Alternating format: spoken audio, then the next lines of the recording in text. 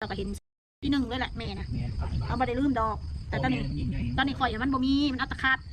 เจ้าต้องเข้าใจข่อยน้ำจังไงคือตะกี้ข่อยมีเห็นข่อยผ้าเราก็กินร้านอาหารอยู่ใส่ข่อยกับผ้าไปเรียนอยู่บนหอมค่ะแม่ยังข่อยบ่ให้เล่าซึ่งเจ้าเห็นอยู่บ่คลิปเก่าๆนะข่อยก็ให้เล่าเงินคำข่อยก็ให้ถึงสิบ่มากไม่เท่าคนรวยเขาให้ข่อยก็ให้ซ้ำข่อยให้ได้10,000-20,000ข่อยก็ให้เล่าเจ้าก็เห็นอยู่ดิจ้ะบ่แม่นทุกอย่างมันเป็นว่าสร้างละครเล่นตบตา FC มันคือเรื่องจริงสิว่าได้จ้ะเรื่องว่ากินเรื่องผัวเรื่องเมียนี่กินจนอันนั้นอันนี้สุดแล้วแต่สิว่าถ้าคนเฮาถ้ามีกินเขาก็อยากกินเอาเป็นว่าเงิน1,000ก็ได้กิน3 อย่างก็คุ้มแล้วนั่นแหละเนาะมันได้แม่ถือเลขในจังสิพาไปกินเมื่อนี้ว่าคุณเลขมาซื้อเลข551ออก552 556ก็ซื้อมาออก552เขาคือจู้เลขมาเขาคือในใจอยู่แต่ถ้าเขาคือเขาซื้อเลขเลขมาเขาซื้อ92แต่ถ้าซื้อ92เขาต้องซื้อบัดน้ำ12 52 92มาออกขับปันทุกคนมีแนวว่าอีกน้ำยังไม่ได้อาบเลยเนี่ยผมคอยกับเพิ่งคอมเมนต์มาเศร้าในน้ำมวนขนาดนั้นผมเป็นต้นสิแล้วคอยก็อยากเห็นจังสิเนาะคอยจิบไปหาแนวแข็งๆมาใส่หัวคอยจะคอยยังยืดยังไงเจ้าเบิ่งไอ้เจ้าคอมเมนต์ด่าคอยเวลาเจ้าบ่ด่าขอก็นอนมารับเลยมันเป็นเหมือนไม่มีอะไรชีวิตชีวาถ้ามีคอมเมนต์แบบว่าหน่อยนิดหน่อยด่าหน่อยก็หน่อยเรื่องคอมเมนต์มีจริงๆนะพ่อสักอะไรทำไมไม่แบ่งแม่กินด้วยทุเรียนเหมือนผมโอ้ยของมันหน่อยบลายพี่น้องขอกระซื้อซ้ำนานซ้ำข่อยเงินข่อยซ้ำนานข่อยมีเงินอยู่2,000 บาทขอกระพาลูกเขาไปขาบัตรขาเบอร์จำบัตรกับเบอร์เป็น1,000แล้วพวกเมียน่ะเขาไปเงิน1,000เขายังไงเป็นวัดเป็นบ้านแม่มันท่ายางยังก่อนเขาสิเบ้าขึ้นปะแต่คนเบ้าในชอบพี่น้องยังไม่เบ้าอยู่กิ๊กได้ทุเรียนมานะไปให้แม่กินดิบ่โอ้ยมาทุเรียนซ้ำไหนมันก็บริแซ่บพอผลึกดอกพี่น้องเอ้ยข่อยกระซื้อซ้ำนานข่อยกระซื้อซ้ำเงินคอยแม่จะตั้งเกณฑ์บอกเวลาแม่ต้องกินทุเรียนเต็มอยู่ทุเรียนมันทำมาน้องมันกับเป็ดได้กินไหมพวกนี้เนาะ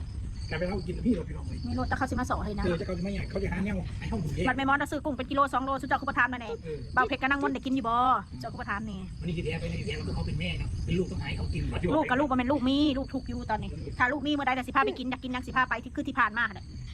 ของกินราคาสำได้กับบ่ได้เคยบ่าจ่ายเองผู้เดียวเบิดค่านั่งเครื่องบินไปฮอดกรุงเทพผมก็จ่ายเองลูกก็จ่ายให้แต่ยี่สำได้อีกน้องมันกับเป็ดได้กินไหม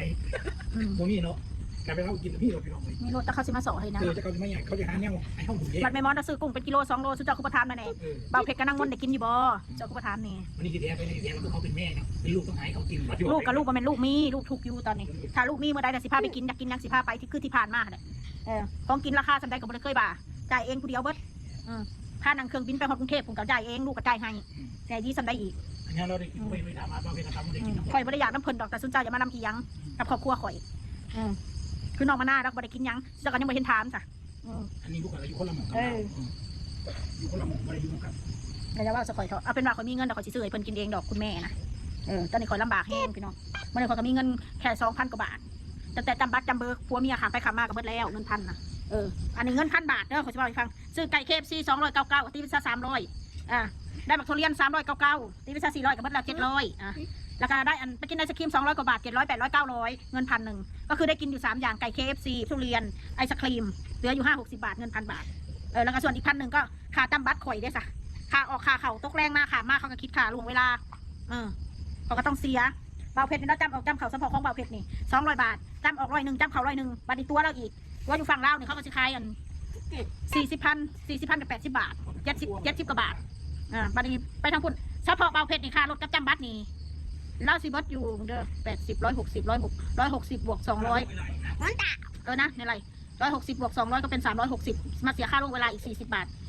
เป็น400เฉพาะเบาเพชร400เด้อบัตรนี้ค่อยเด้อบัตรนี้ค่อยออกไปข่อยเสีย20,000ของคนลาวข่อยเสีย20,000ข่อยไปฮอดอยู่ไทยก็ลงทะเบียนอีกข่อยเสียอีก50 บาทลงทะเบียนแล้วข่อยเข้าไปข้างในเขาไปเสียอีก150 บาทตัวราคาสำคัญกับเบาเพชรตัวเขา160 บาท150แล้วข่อยเข้าบ้านลาวอีกบัตรนี้ข่อยก็เสียอีกมาเสียค่าลงเวลาอีกเบาเพชรอีกกระบัดละเงิน1,000มันจะมีพี่สั่ง